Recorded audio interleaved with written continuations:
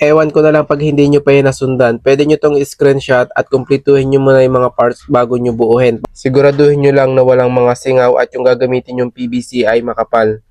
Gumamit din kayo ng teflon dito sa pinakang thread para wala siya dyang singaw. Ito yung gamit nating PVC, 3/4 to at susukat tayo dito ng 20 inches simula dun sa dulo. So ito. Ito yung 20 inches dito.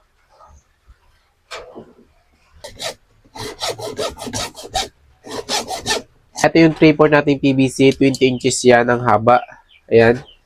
Etong isa, 15 at saka 5 inches.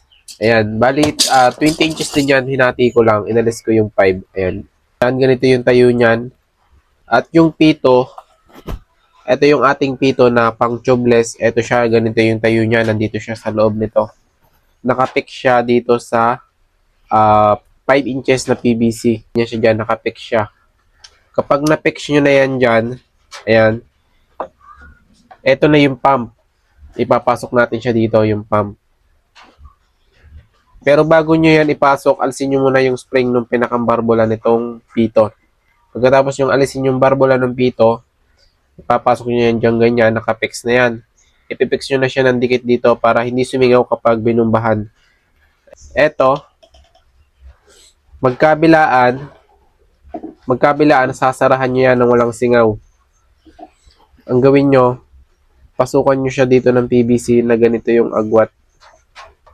Ito yung pupunuin nyo ng PVC powder. Yan, pupunuin nyo to ng PVC powder para walang singaw. Dapat makapal para mas maganda. Kabilaan yan, pupunuin nyo to ng PVC powder.